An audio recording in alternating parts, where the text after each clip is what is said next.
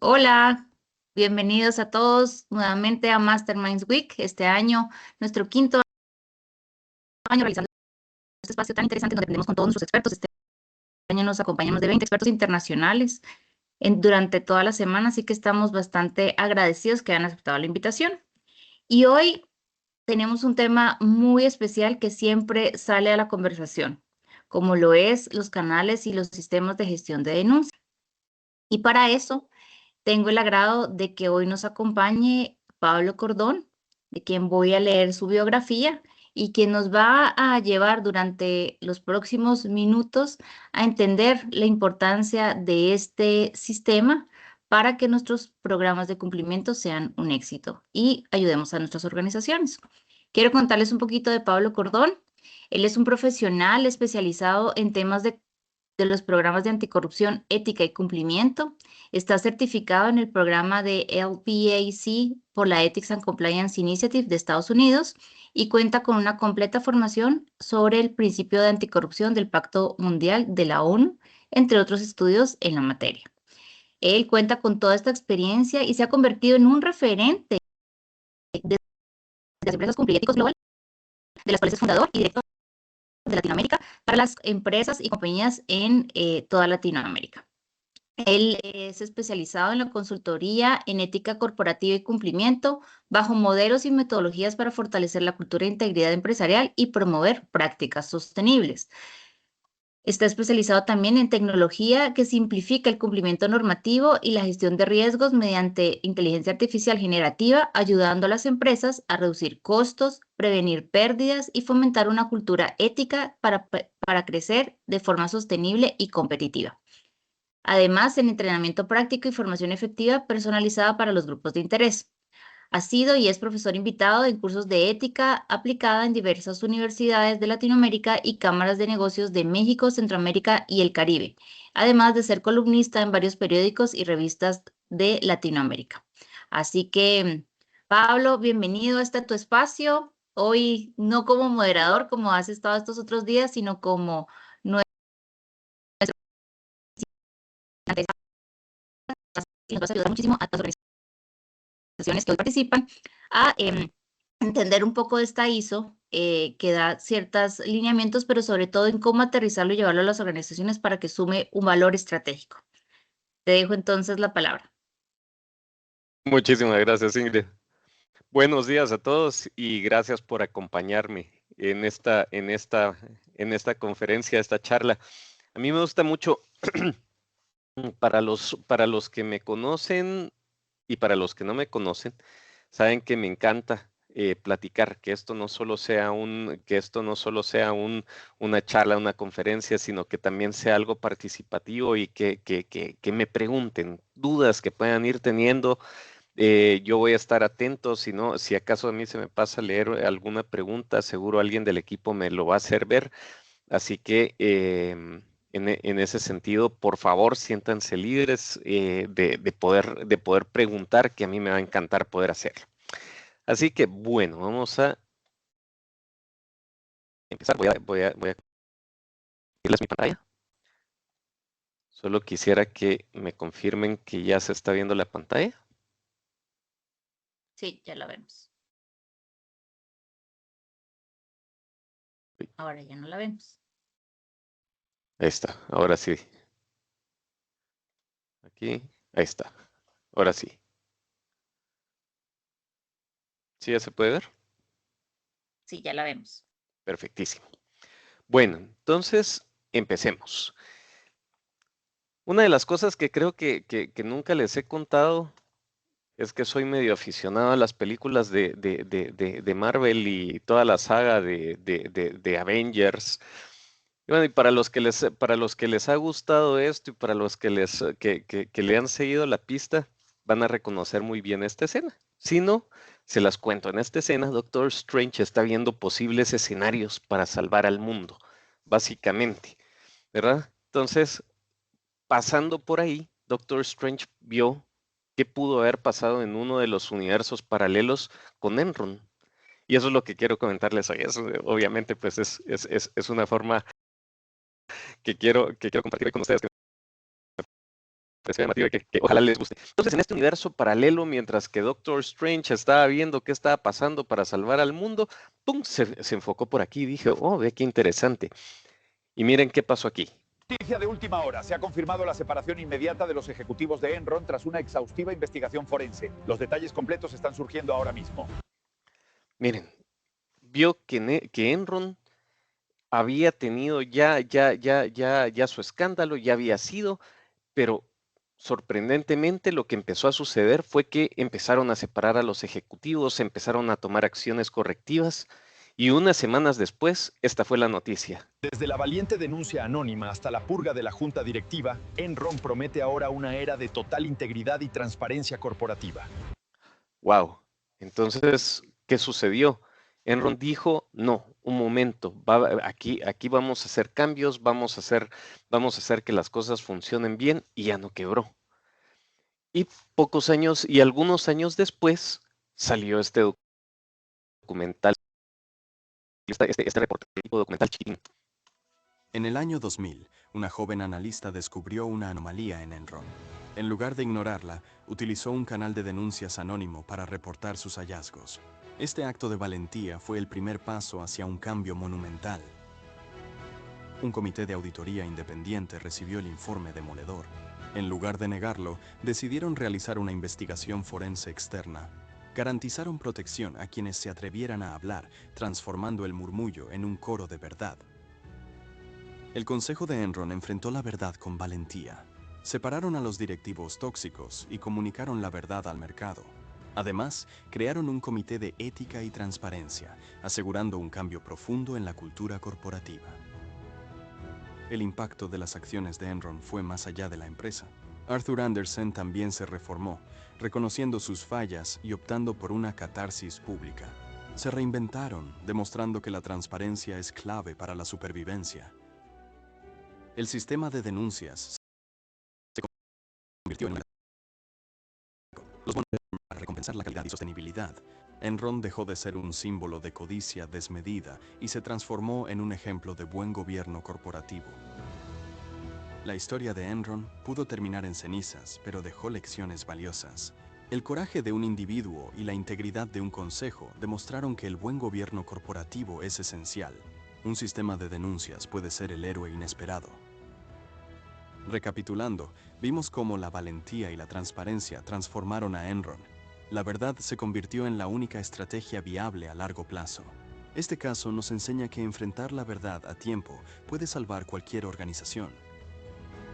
Ahora te invitamos a reflexionar sobre la importancia de la transparencia en tu entorno. Implementa sistemas de denuncia efectivos y fomenta una cultura de ética. Juntos, podemos construir organizaciones más sólidas y responsables. Bueno, si ven lo que sucedió aquí, fue una cuestión interesante, porque contrario a lo que realmente sucedió, hubo dos, se me fueron los nombres ahorita de las dos personas que hicieron, pero una de ellas informó directamente al CEO, a Kenneth Lay, y la otra persona informó al comité de auditoría sobre casi $4,000 millones de fraude cuando recién se detectó. ¿Cuál fue la acción? ¿Qué fue lo que hicieron realmente en ese momento? Fue ignorarlas, despedirlas, tratar de callarlas, tratar de hacer que firmaran NDAs, tratar de ridiculizarlas, tratar de hacer que en la industria las vieran como parias.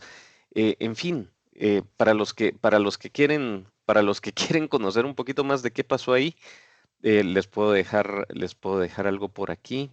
Vamos a ver, se los voy a dejar en el chat en el chat de aquí de la reunión. Para los que quieran ver realmente lo que pasó con Enron, ahí les dejo la película, los tipos más inteligentes del cuarto, The Smartest Guys in the Room. Es una película documental de todo lo que pasó. Para los viegenials, pues seguramente les va a hacer mucho sentido. Para los millennials y centennials, seguramente les va a servir mucho para conocer un poquito más de qué fue lo que sucedió. Así que bueno, continuando un poco sobre esta línea y haciendo de cuenta y caso que esto fue lo que sucedió y que en este universo paralelo Enron tomó esas acciones, salvó la compañía, Arthur Andersen se redimió, entonces los Big Four siguen siendo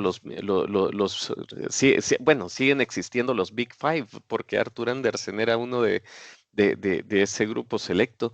Entonces, ¿qué fue lo que pasó ahí? ¿Qué fue lo que hicieron? ¿Qué fue lo que hizo que el desenlace fuera totalmente distinto a lo que pasó? Entonces, veamos un poquito de qué pudo haber sucedido. ¿Qué hizo Enron para lograr esta transformación? Y vamos a ver solo un par de temas.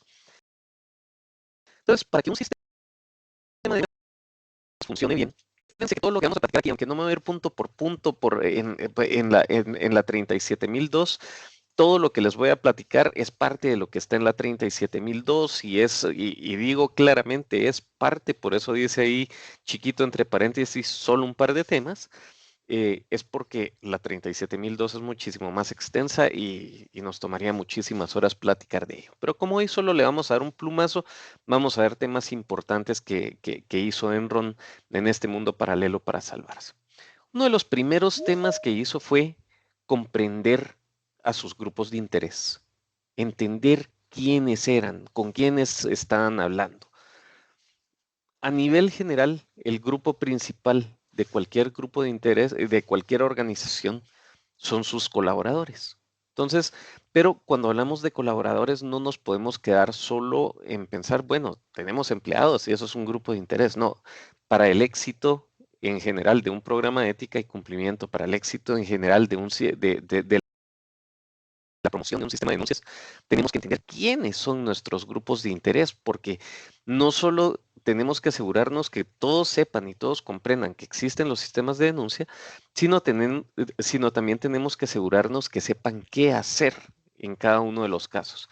Entonces, miren, por ejemplo, cuando hablamos de los empleados, de los colaboradores de una organización, tenemos el nivel alto. A nivel interno, las capas altas de la organización a nivel de empleados. ¿A quiénes nos encontramos ahí? Nos encontramos a los miembros de junta directiva, al board, y tenemos también a la línea de mando principal, que es la primera línea, y los mandos medios. Ahí tenemos funciones interesantes que tienen que comprenderse. Por ejemplo, ¿qué pasa si un colaborador llega a hablarle a una de estas personas y le revela una situación que está pasando en la empresa? Cualquiera de estos tiene que estar en la capacidad de colocar una denuncia en el sistema sin necesidad de ayuda, de compliance o de tener que decirle, porque lo que normalmente pasa, y escuchen la palabra que estoy diciendo, es normalmente sucede, es que viene el jefe y le dice, mira, qué bueno que me lo contaste, esto es importante que lo reportemos en el sistema de denuncias, es importante que lo sepa el comité de ética, perdón, ¿sabes qué? Anda y pone tu denuncia, llama y pone tu denuncia, o pone un correo, o métete a la plataforma. Y la gente ya no lo hace. ¿Por qué? Porque la política, por eso es que yo cuestiono tanto la política de puertas abiertas, porque es bueno que se tenga. A mí cualquier empresa que me dice, tengo política de puertas abiertas, le digo felicitaciones y qué bueno que la tenés. Es una de las formas menos efectivas para captar las denuncias, pero qué bueno que las tenés. Ahora, ¿qué pasa después de que la persona entra por esa puerta abierta y te pone una denuncia? Ahí es donde se traba el asunto y ahí es donde tenemos el verdadero problema, porque no pasa de ahí, sino que se queda ahí. El empleado asume que el jefe toma acciones y nunca sucede. Entonces, esta línea de mando tiene que tener clara cuál es su función. No solo es promover la línea de denuncias, no solo es crear confianza dentro de sus equipos para que la gente pueda sentirse cómoda en utilizarla, sino también tienen que ser parte de la utilización, tienen que ser parte de la solución, no parte del problema. Y ser parte de la solución significa eso, agarrar la denuncia y ponerla junto con su colaborador.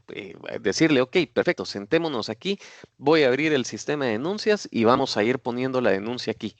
Entonces, eso es parte de lo que tenemos también que capacitar a esos mandos altos, a esos mandos medios. Otro tema importante, y me centro aquí en la parte de los mandos medios. A los gringos les fascinan las palabritas, ¿verdad? Bueno, se tiene el tone at the top, que es el que habla la alta dirección, la primera línea y toda la cuestión, pero va, ¿y qué pasa con el mood at the middle, que es los mandos medios? ¿Qué es lo que pasa con el conocimiento de las plataformas, del programa de ética de la organización, del sistema de cumplimiento de la organización, del sistema de denuncias de la organización? Si este grupo no lo compra y no está bien seguro de saber cómo utilizarlo, va a costar aún más poder permear esa cultura de speak up que queremos lograr en la compañía. Entonces, es súper importante que sepamos hablarle también a estos mandos medios, no solo desde el punto de vista de formación en el uso, sino de formación en qué deben de hacer ellos como líderes cuando reciben una denuncia. Por el otro lado, tenemos de los grupos de interés toda la parte interna, perdón, toda la parte operativa, toda la parte administrativa general. Ese es otro grupo que debe de conocer qué es lo que tiene que hacer. Y ahí es donde tenemos la línea administrativa, la línea operativa. Y aquí el papel de ellos no es tan de ejecución como en este lado, sino aquí la principal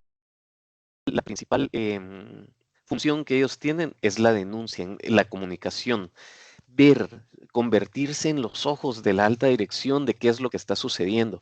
Pero eso no va a suceder si no sienten la confianza y si no comprenden qué es lo que tiene que hacer. De esa cuenta, la formación debe centrarse en que las personas comprendan qué significa hacer una buena denuncia, qué cosas son denunciables, que conozcan las políticas. Bueno, ahí es donde entramos a toda la parte de formación. Les puedo decir que de los programas de ética y cumplimiento, no me van a tomar por ley o por benchmark el porcentaje que les voy a decir, pero desde mi punto de vista, 20% es crearlo, 80% es transmitirlo y darle mantenimiento a ese programa, porque el esfuerzo inicial es importante, crear esas reglas del juego es importante, pero darlas a conocer y mantenerlas en el tiempo es donde se vuelve el tema tricky. Eh, Esto es a nivel interno. Ahora veamos cuáles son los grupos de interés externos. Los proveedores, en primer lugar, generales y estratégicos, ¿verdad? O sea, tenemos el proveedor aquel que les vende una que otra cosita al año y que la factura anual no se pasa de qué, de $2,000, $3,000, $5,000. Y tienen aquellos proveedores estratégicos que son los que no se mueve el negocio sin ellos. Es interesante, hace poco estuve platicando con una panelista, una de las panelistas que ya pasó, y me decía, pero mira, no hay que dejar por un lado esos proveedores chiquitos, porque el robo hormiga ahí es donde se da. Entonces es bien importante que ponerles atención a todos. Claro, van a haber algunos estratégicos que va a tener que tener una atención especial por los riesgos de operación y de continuidad de negocio, pero esos proveedores chiquitos pueden generar también riesgos. También las reglas del juego se vuelve importantísimo. Recuérdense que el tema de proveedores es donde entran los problemas patrimoniales, ¿verdad? Fraudes, colusión en compras, ese tipo de cosas pues, suceden normalmente desde el lado de ese grupo de interés. Entonces, tener esa claridad de qué es lo que tenemos, cómo lo vamos a manejar, cómo los vamos a administrar, cómo les vamos a dar acceso a los sistemas de denuncia se vuelve fundamental. Otros grupos de interés que no son menos importantes, pero que dependiendo de la operación de la organización van a tener más injerencia o más acceso al sistema de denuncias. Bueno, ya estamos con clientes, estamos con acreedores, otros que puede ser la parte comunitaria, gobierno. organizaciones que tienen operaciones fuertes a nivel comunitario, es bien importante que tengan sistemas de comunicación, que tengan ese sistema de denuncias abierto, ahí sí, no solo para temas éticos, sino también para todos los temas de administración y gestión de relaciones comunitarias. Nosotros en nuestra experiencia, por ejemplo, una de las cosas que varios de ustedes seguramente ya me habrán escuchado decir es, por ejemplo, en el sector agroindustrial, pasa un camión en una carretera vecinal, en una calle vecinal, atropella al perro y le cierran la calle y ya no dejan volver a pasar camiones. ¿Por qué? Porque mataron a Firulais y Firulais ese era el perrijo mayor de la familia, ¿verdad? Entonces, si no existe ese canal para que el hombre de la familia, la señora de la familia, el hijo, ya me digan, miren, me acaban de atropellar al perro, puede haber consecuencias. Y créanme que no estoy exagerando con esta historia. Son cosas que pueden suceder. Que si se levanta polvo, que si se desborda un río, tanta cosa que puede pasar a nivel comunitario que es importante para las organizaciones tener. Entonces, conocer a sus grupos de interés y saber cómo van a interactuar con la organización y qué información nos pueden proveer se vuelve importante. Pero aquí viene la otra parte. Tenemos bien definidos nuestros grupos de interés, pero tenemos bien definido cómo les vamos a hablar. ¿Por qué? ¿Cómo se van a comunicar ellos con nosotros? ¿Cómo nos van a hablar? Ahí es donde viene la siguiente parte. ¿Cómo vamos a implementar esos canales de fácil acceso? ¿Cómo nos vamos a asegurar que cuando nuestros grupos de interés tienen algún tema que nos quieren comunicar, pues puedan hacerlo de manera efectiva? Entonces, ahí es donde les ponemos diferentes canales a través de los cuales pueden hacerlo. Esta gráfica es del estudio del reporte de las naciones de ACFE del año pasado. Ahorita en marzo sale la nueva edición del reporte de las naciones, así que estamos esperándolo como pan caliente. Pero miren esta situación. ¿Cuáles son los 3 métodos más importantes para captar las denuncias de los grupos de interés? El call center, correo electrónico y plataforma web. Pero veamos qué ha pasado con cada uno de ellos. En este comparativo que nos da casi 10 años de historia. En el 2016, el más importante era el teléfono. Casi 40% de las denuncias entraban a través del teléfono. Para el 2024, ya es el tercero y solo el 30% de las denuncias entran. Por el otro lado, miren, los formularios web, las formas basadas en línea, era el tercer era el tercer canal. Hoy es el primero. ¿Esto qué se llama? Efecto millennial, efecto centennial. ¿Por qué? Porque los patojos, los jóvenes, no agarran un teléfono, agarran su teléfono para utilizar y para acceder a redes. Entonces, la importancia de tener estos canales puestos. El que sigue quedándose en medio, pero ha agarrado un poquito más de importancia, el correo electrónico. Sí, porque por la facilidad y la accesibilidad que se tiene ese canal de comunicación también a través del celular. Otros medios que funcionan y que se pueden ver, bueno, la carta física. Aquí, por ejemplo, miren cómo ha ido bajando a lo largo del tiempo. Ya es muy raro que la gente se tome el tiempo de hacer las cosas manuscritas. Y esto va a seguir bajando. No me extrañaría que ahorita en el 2026 ya esto sea solo de un dígito. Aquí en estos que dice otro, aquí es donde tienen el buzón de sugerencias, aquí es donde tienen su política de puertas abiertas. Por eso era que les decía, ok, tenemos la política de puertas abiertas, no solo no sirve mayor cosa, sino que no tenemos a la gente bien capacitada para utilizarla, estamos fritos. Entonces aquí es donde está la importancia de si vamos a tener esos medios, sepamos utilizarlos. El buzón de sugerencias, por ejemplo, ¿para qué es lo que sirve el buzón de sugerencias normalmente? ¿Es para agarrar polvo o para que la gente meta los sobrecitos de Frito-Lays ahí o de los Doritos adentro y nos sirve a basurero? Cuando de suerte entró algún comentario, se pasó el papelito ahí 3 meses antes de que abriera el bendito buzón de sugerencias. Entonces, Por eso es que es tan importante mejor poner canales que sean muchísimo más utilizados y entender a nuestros grupos de interés, porque ese es otro tema. Eh, ¿Cómo funcionan las personas que nos pueden reportar? Por ejemplo, regresando al tema agroindustrial. Aquí, esto es un tema general, ¿verdad? Esta estadística que ven ustedes aquí. Pero si nos vamos a industria y le ponemos un zoom a la parte agroindustrial, el 98% de las denuncias entran por teléfono. Pero si nos vamos a un banco, el 5% de las denuncias o el 3% de las denuncias entran por teléfono. Entonces, depende de nuestro grupo de interés. Tenemos que entender muy bien cómo funcionan nuestros grupos de interés para también ver cómo se van a mover los distintos canales y su utilización. Y miren qué simpático, el tema del fax, bueno, ya menos del 1% de las denuncias entra por fax y esto me llama poderosamente la atención que todavía exista ese número. Y este es uno que hay que ponerle atención también. Miren, text message, el mensaje de texto aparece por primera vez en la estadística de 2024. ¿Qué significa eso? Formulario con algún tipo de robot, de asistencia robótica o el WhatsApp a través de algún formulario inteligente en WhatsApp. Este número les aseguro que ya está por arriba de Others para este 2026 y no me extrañaría que esté arriba también de la carta. Vamos a ver qué pasa. Dentro de unos meses les comparto la sorpresa y veremos si estoy en lo correcto o no.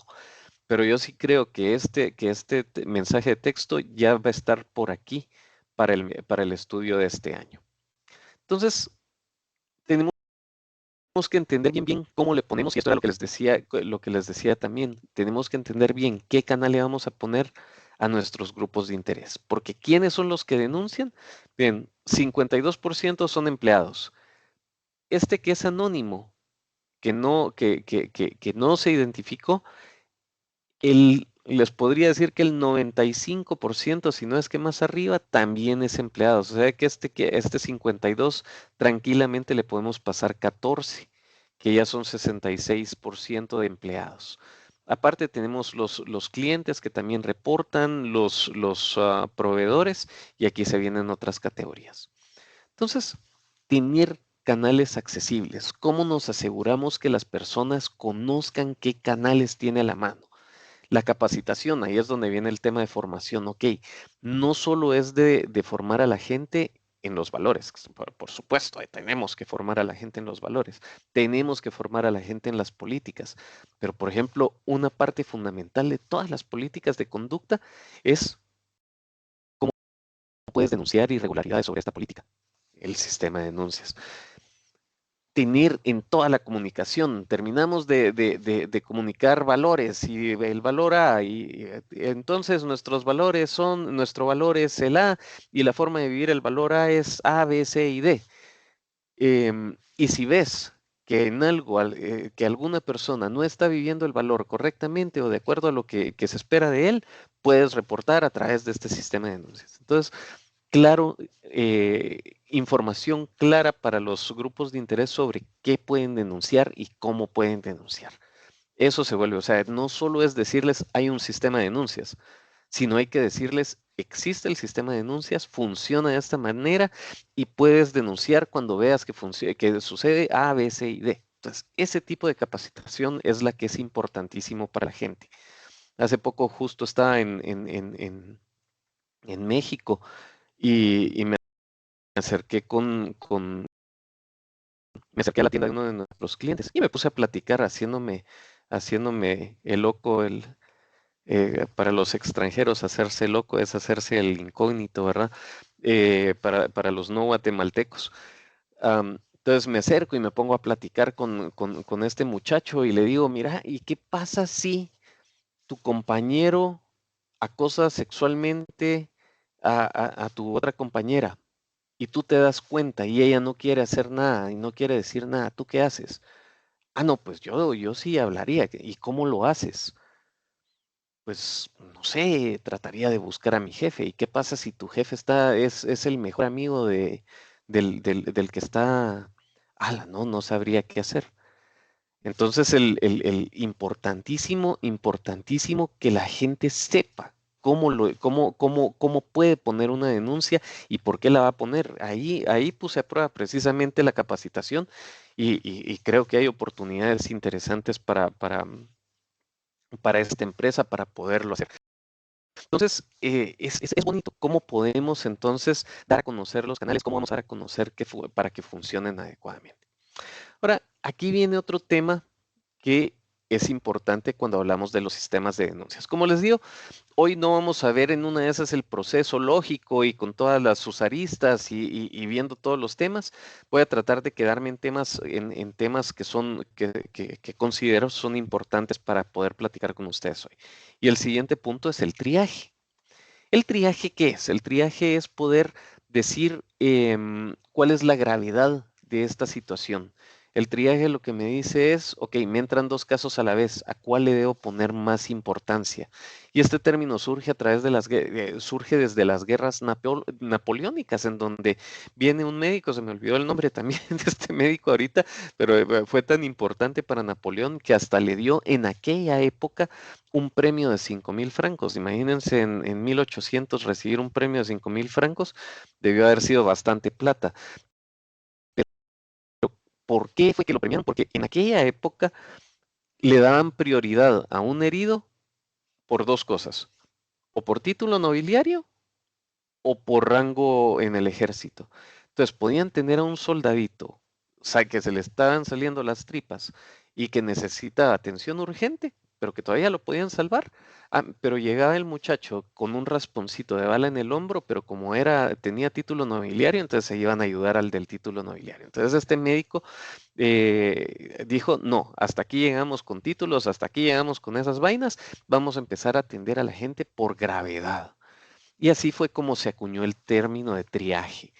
Entonces, en el compliance moderno se agarró el término de triaje y se dijo, ok, ¿cómo vamos a empezar a transpolar ese término médico a un término ético? Entonces, veámoslo, fíjense, en, en- en- en el triaje clínico, pues se evalúan los pacientes según gravedad. En el triaje ético se evalúan según riesgo, según urgencia y según tipo. El riesgo es importante, ¿verdad? ¿Cuánto riesgo nos puede representar este caso? Nos genera un riesgo reputacional, nos genera un riesgo, nos genera un riesgo económico, hay un riesgo de continuidad de fraude, hay un riesgo de interrupción de negocio. Ok, evaluamos por riesgo y eso nos genera la urgencia y el tipo de caso. En el triaje clínico, bueno, se busca salvar vidas. En el caso del triaje ético y de cumplimiento, lo que se busca es salvar la reputación, la integridad del sistema, salvar la reputación del denunciante y de la organización, ¿verdad? Entonces, se vuelve un tema de cómo le asignamos esa prioridad, qué protocolos tenemos establecidos, cómo vamos a asegurarnos que las personas que tienen a su cargo el sistema de denuncias comprenden cómo podemos darle esta prioridad. Entra hoy un caso, mañana o pasado entra otro, ok, y este otro tiene un riesgo mucho mayor. Revisemos si este caso que habíamos recibido hace 2 días lo dejamos en pausa durante un par de días y le metemos mucho más fuerza a este otro que nos puede generar un periodicazo que puede ser terrible para la compañía. Entonces, ese es el tipo de temas que tenemos que ver en los temas de triaje. Y la parte de protocolos establecidos, igual. En el caso del triaje ético, también tenemos que tener esos criterios claros de acuerdo a la gravedad, jerarquía, evidencia y riesgo que pueda tener el caso que se recibió.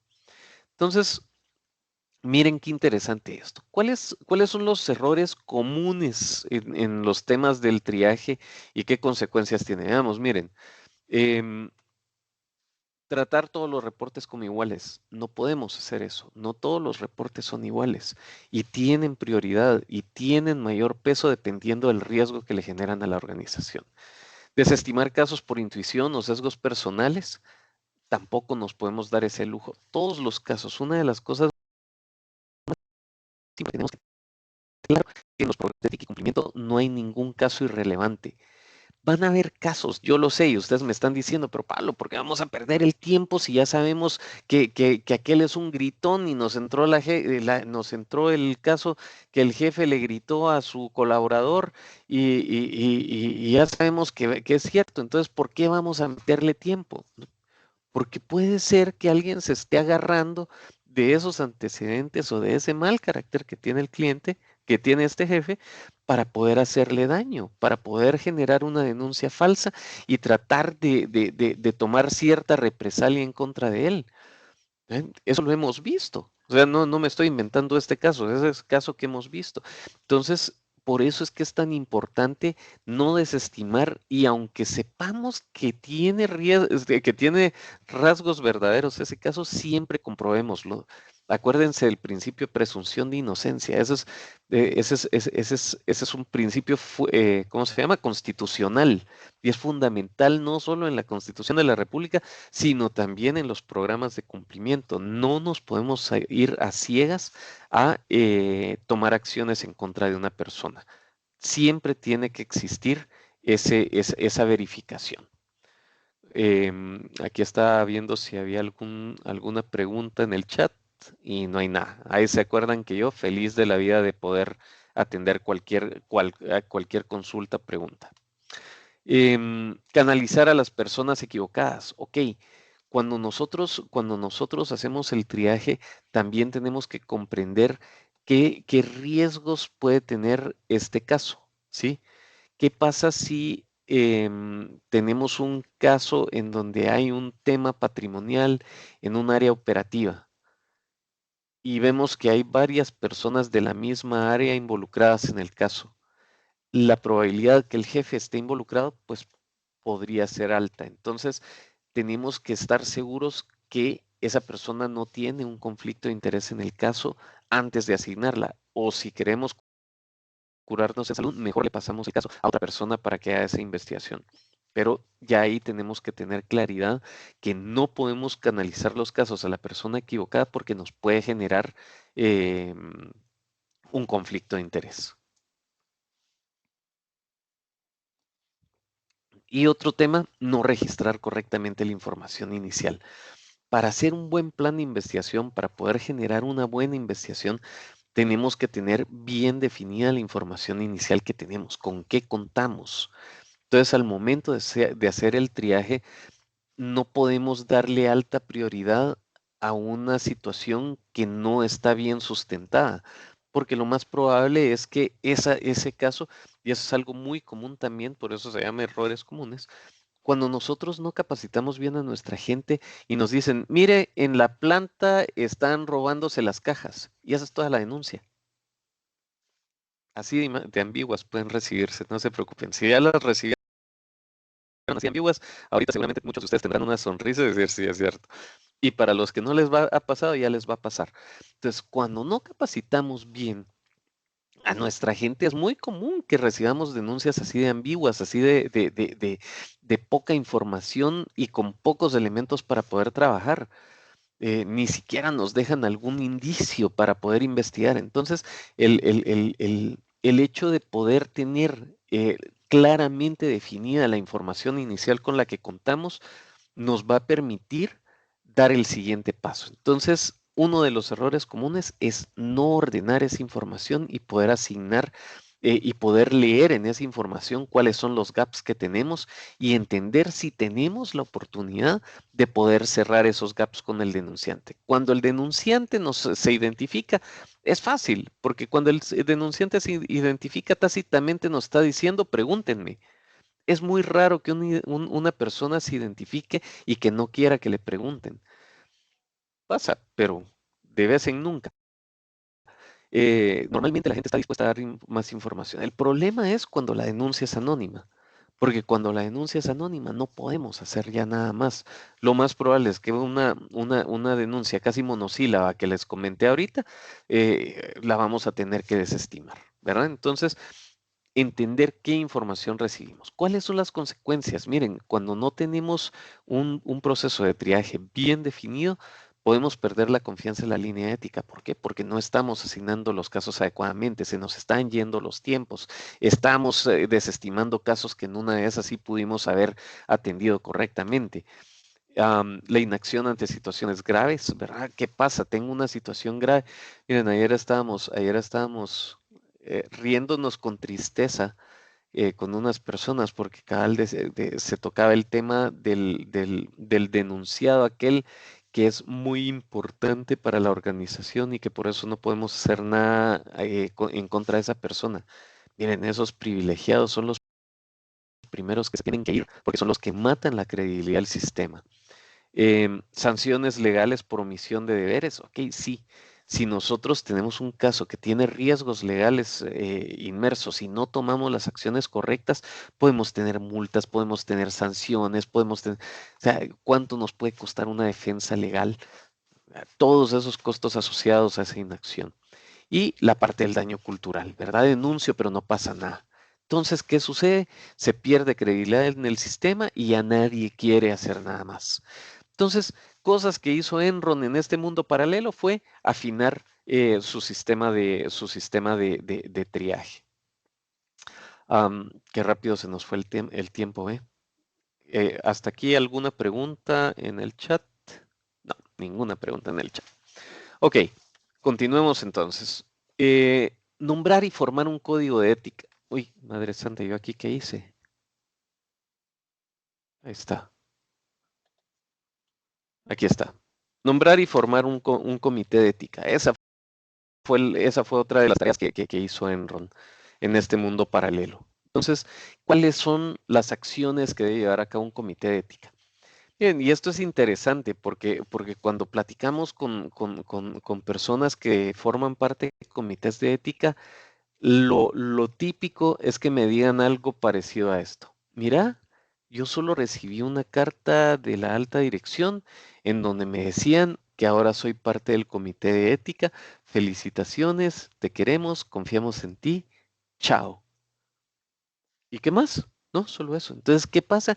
Mandamos a un comité de ética a personas que sí creemos en ellas, que confiamos en ellas, pero les damos cero capacitación y les damos cero entrenamiento sobre cuáles son las expectativas y qué cosas deben de llevar a cabo. Entonces, aquí me voy a ir un poquito más rápido porque miren qué horror, cómo se nos va el tiempo de rápido. Cosas que debe de hacer el comité de ética: liderar la política y la estrategia de ética y cumplimiento, supervisar todo lo relacionado con ética y cumplimiento a nivel de políticas, que dice aquí justamente toda la parte de aprobación de políticas y procedimientos relacionados al programa de ética y cumplimiento. No vamos a poner al comité de ética a revisar las políticas de producción. ¿Por qué? Porque no le compete, a menos que dentro de la parte de producción hay algún tema de compliance que necesita ser visto por el comité. De ahí su circunscripción debe estar metida en temas de ética y cumplimiento. La dirección del proceso de investigación y remediación de casos. ¿Qué significa liderar la política? Pues asegurar el tono de la alta dirección. Son los que lo defienden, son los que lo preservan. Sensibilizar sobre el tema de compliance, ok, no necesariamente son los que van a ir a hacer todas las sensibilizaciones, pero sí son los que aprueban esos programas que van a ser luego trasladados a los grupos de interés. Servir de enlace con el Consejo de Administración o la Junta Directiva cuando se tienen que ver temas de ética y cumplimiento, planificar la formación de compliance, muy pegado a lo que les acabo de decir aquí. No son necesariamente los ejecutores, pero sí dan esas directrices. Comunicar aspectos clave, ¿verdad? Y es donde tenemos, si se dan cuenta, aquí hablamos de comunicación y formación, son aspectos fundamentales de esto de liderar la estrategia. Supervisa todo lo relacionado con ética y cumplimiento. Bueno, se comunica con autoridades cuando es necesario, planifica auditorías internas y externas, monitorea la estrategia de la creación de cultura, asegura medios de formación de compliance, un poco pegado a lo que veíamos en la diapositiva anterior, y sigue y asegura la mejora de los resultados de auditorías. Miren, esto también es clave, y eso es algo que platicábamos hace poco justamente con un comité de ética, y me decían, mira, es que nosotros solucionamos el caso de tal tipo, y a la semana siguiente tenemos otro caso igual. A la semana siguiente tenemos otro igual, y esto se nos repite y se nos repite y se nos repite. ¿Pero por qué? Le digo, mira, ¿y has hecho un análisis de causa raíz? Nope. Y entonces, ¿cómo esperan llegar a la causa raíz para evitar que esto se les siga repitiendo? Entonces, ahí es donde tenemos que pensar en cómo vamos a hacer el análisis de causa raíz de los casos que se nos están dando en el comité, que estamos analizando como comité. Aprobación de políticas, pues toda la parte de documentos con contenido ético, que era lo que les decía hace un rato, la uniformidad de políticas y procedimientos de ética y cumplimiento, el inventario de las políticas, dirige las tareas de consolidación. Y a nivel de investigaciones y remediaciones, pues dirigen todos esos procesos. Ahí ya nos metemos a temas totalmente diferentes. Ya incluso cuando nos metemos a investigación y remediación, ya nos estamos metiendo a la 37008, que es otra de las normas ISO que ayudan precisamente a los programas de ética y cumplimiento a poder mejorar. ¿Eso qué quiere decir? Supervisar la parte de sistemas de denuncias, decidir el carácter interno externo de los casos, supervisión de la realización de las investigaciones y planes de remediación, toma conocimiento del informe final, es decir, cómo se generan todos estos informes, se reciben, se analizan y se actúa en función de ellos, comunica los resultados al Consejo de Administración, seguimiento a casos relevantes y la decisión de las medidas derivadas de los casos que se reciben. Entonces, ahí es donde hablamos precisamente de las acciones remediales. Y finalmente, toda la parte de comunicación con autoridades cuando esto sea necesario. Por ejemplo, un caso que utilizo mucho es el tema de acoso sexual. Por ejemplo, México, Costa Rica y otras jurisdicciones, Chile, automáticamente obligan a la organización a reportar a las autoridades un caso de acoso sexual. Si es una organización que tiene vínculos con el gobierno y hay un tema de corrupción, está obligada a reportar temas de corrupción a las autoridades de manera inmediata. Entonces, el comité de ética ya hace la evaluación del caso para poder seguir adelante. Ojo, que miren la importancia que tiene esto del reporte a las autoridades. Justo estábamos platicando con unas personas y nos decían, miren, nosotros automáticamente recibimos el caso, lo reportamos a las autoridades, pero se nos pasó decírselo a la persona que puso la denuncia. Fue un caso de acoso sexual. Y ¿cómo se llama? Y la cosa se complicó y esta persona que puso la denuncia internamente se fue a los tribunales a poner también la denuncia, a elevar la denuncia a las autoridades y dentro de las cosas que dijo fue que nosotros no habíamos hecho nada con la denuncia. Entonces, gracias a Dios, teníamos toda la documentación para demostrarle a la instancia correspondiente que sí lo habíamos hecho. Entonces, miren, cuando tengan esas obligaciones legales, háganlo, porque el día de mañana puede pasarles una situación como la que les estoy contando y solamente tener ese tipo de evidencia es donde los va a salvar. Y el último tema tal vez que me gustaría tocar es la parte de no represalias. Fíjense que el caso de Enron en la vida real, no en este mundo paralelo en donde Enron todavía se salvó, ¿qué fue lo que pasó? Como les contaba, llegaron dos personas, una a denunciar al CEO directamente lo que estaba pasando y otra al comité de auditoría. ¿Qué hicieron? Represalias en contra de ellos. Entonces, la política de no represalias es fundamental. Y miren, hay que tener una política clara y explicarle. Y ahí sí regresamos a los grupos de interés internos, ¿verdad? A las jefaturas, mandos medios, mandos altos. Explicarles también qué es una política de no represalias para que no practiquen represalias con su gente en determinado instante. Las organizaciones deben de prohibir cualquier tipo de represalia a cualquier involucrado en un caso, llámese la víctima, llámese el denunciado, a cualquier testigo, cualquier investigador, cualquier persona que haya estado involucrada en un caso. En el caso de identificar, las represalias deben de investigarse por sí mismas representan un caso ético. ¿Qué se puede considerar como represalia? Me voy rapidito ya para terminar. Hostigamiento, violencia laboral, sin motivo aparente emitir malas evaluaciones a las personas en su desempeño, injustificada influencia injustificadamente o de forma infundamentada dar por terminada una relación laboral con un denunciante, amenazar o intimidar a un colaborador o a terceros cercanos, amenazas al personal que hayan participado en una investigación, preguntar o indagar quiénes pudieron haber sido. O sea, no, eso está prohibido. No podemos permitir que una persona vaya a encerrar a su equipo a un cuarto, caso real, y que les exija, no salimos de aquí hasta que no se pare aquí enfrente quién fue el que puso la denuncia. Afectar el desempeño y planes de crecimiento de las personas que hayan puesto la investigación, la denuncia o que están siendo investigados. Amenazas al personal que hayan participado, como les decía, transferencias laborales obligatorias. Bueno, ¿en dónde está tu sede? Mi sede está en el punto más al sur del país. Ok, te voy a trasladar en el punto más al norte del país. Imagínense, en un país como Guatemala, es más que obvio que es un despido indirecto. En un país como México, tenemos a la persona en Chiapas y le decimos que la vamos a mandar a Monterrey y sin familia y sin ascensos y sin beneficios Eso es más que un despido indirecto, ¿verdad? Prohibición del uso del sistema de denuncias. Miren, eso es algo también tan común que jalan a la gente al cuartito también, caso real. Cuidadito, me entero que alguien de este equipo denuncia. ¿eh? Cancelación de contratos sin fundamento para proveedores principalmente. Entonces, cosas que deben de tener algunas consideraciones mínimas que debe considerarse para una política de no represalias. Identificar actos que pueden considerarse como represalias, que la gente comprenda con claridad que es una represalia. No solo para los que las pueden llevar a cabo, sino los que pueden ser víctimas de una represalia. Indicar cuáles son los canales para poder reportar, señalar sanciones por incurrir en esta falta.